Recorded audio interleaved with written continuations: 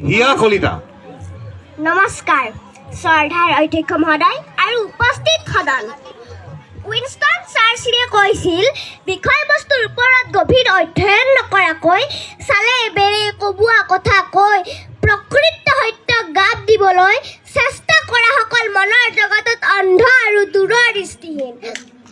আৰু তাৰে প্ৰতিফলন আজিৰ এই মহামান্য সদনত সন্মানীয় চৰকাৰী পক্ষই উত্থাপন কৰিলে যে ভ্ৰাম্য ভাষাতকৈ কিতাপে শ্ৰেষ্ঠ। মই যদিহে কওঁ পুৰুষতকৈ নাৰীয়ে শ্ৰেষ্ঠ, আপোনালোকে মানি ল'ব পাৰিবনে? নিশ্চয় নোৱাৰে। নিজৰ স্থানত নিজেই শ্ৰেষ্ঠ। কিছুমান ক্ষেত্ৰত পুৰুষ শ্ৰেষ্ঠ, কিছুমান ক্ষেত্ৰত নাৰীহে ক'লেহেঁতেন। শিশু বা ছাত্ৰ ছাত্ৰীৰ ক্ষেত্ৰত ভ্ৰাম্য ভাষাতকৈ কিতাপে শ্ৰেষ্ঠ বুলি ক'লেহেঁতেন।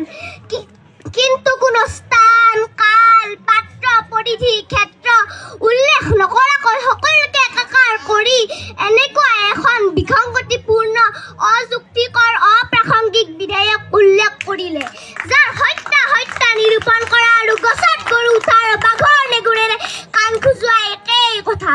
সেয়ে উক্ত বিধেয়কক তীব্ৰ বিৰোধিতা জনাই আজিৰ সদনত বিধেয়কৰ বিপৰীতে মত পোষণ কৰিছো। মাননীয় অধ্যক্ষ মহোদয়, স্বামী গৃহত শাহু শহুৰৰ পৰা অকথ্য নিৰ্যাতনৰ বলি হৈ থকা নাৰীগৰাকীয়ে স্বামীৰ বেলটোৰ কোব খাই প্ৰাণ বচাবলৈ ভ্ৰাম্য ভাষাটোৱে হাতত তুলি লয় আৰু উচুপি দেউতাকক কয়, দেউতা মোক লৈ যাবি, ইহঁতে মোক মাৰি পেলাব দেউতা। সেই সময়খিনিত কিতাপ শ্ৰেষ্ঠ হৈ নাথাকে, শ্ৰেষ্ঠ হৈ পৰে ভ্ৰাম্য ভাষাটোৱে। মাননীয় অধ্যক্ষ মহোদয়, জীৱিকাৰ সন্ধানত বহি ৰাজ্যলৈ যোৱা ল'ৰা বা ছোৱালীগৰাকীয়ে বুঢ়ীমাক জনিলে এটা ফোন কৰি ক'ব, মা মই কুশলে আছো, তুমি চিন্তা কৰিব নালাগে।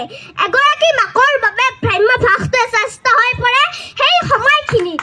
মাননীয় অধ্যক্ষ মহোদয়, ৰাজপথত দুৰ্ঘটনাত পতিত ব্যক্তিজনৰ বাবে ভ্ৰাম্য ভাষাটোৱে শ্ৰেষ্ঠ হৈ পৰে সেই সময়খিনিত। মাননীয় অধ্যক্ষ মহোদয়, এখন কিতাপত এটা নিৰ্দিষ্ট বিষয় থাকে, কিন্তু ভ্ৰাম্য ভাষাত গোটেই বিদৃশ্য ব্ৰহ্মাণ্ডখন থাকে। মাননীয় অধ্যক্ষ মহোদয়, কৰোনা মহামাৰীয়ে স্তব্ধ কৰি পেলোৱা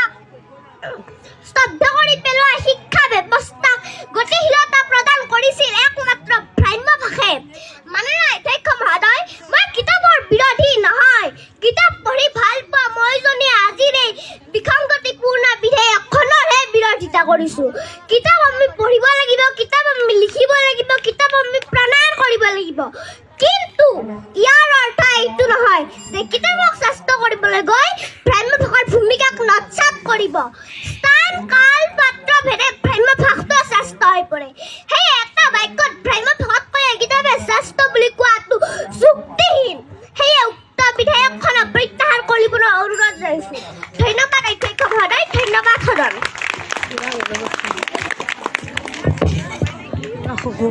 আমি বিৰোধী পক্ষৰ আজিৰ সদনৰ আটাইতকৈ আমাৰ সৰু সদস্য হিয়া কলিতাক ধন্যবাদ জ্ঞাপন কৰিছোঁ। তেখেতে নিৰ্ধাৰিত সময়ৰ ভিতৰতে বিধেয়কখনৰ বিৰোধিতা কৰিছে। আমি সন্মানীয় সদস্যগৰাকীক হিয়া কলিতাক ধন্যবাদ জ্ঞাপন কৰিছোঁ আৰু অধ্যক্ষৰ এই বিশেষ সুবিধা লৈ তেওঁৰ উজ্জ্বল ভৱিষ্যতো কামনা কৰিছোঁ। আৰু এতিয়া আমি চৰকাৰী পক্ষ